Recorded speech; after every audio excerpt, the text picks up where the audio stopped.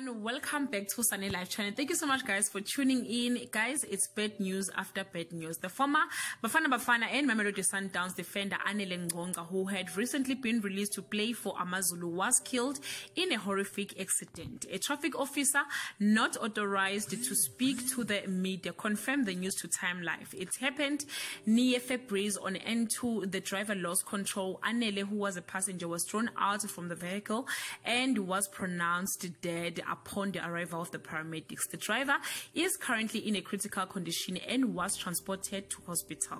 Guys, he was only 33 years old, born 1987 October 21, leaving behind his daughter Siposetu. Coincidentally, Ngcongca once dated the late Kwaito Queen Mshoza Anele, who passed away Thursday last week, and it happened they followed each other just like that.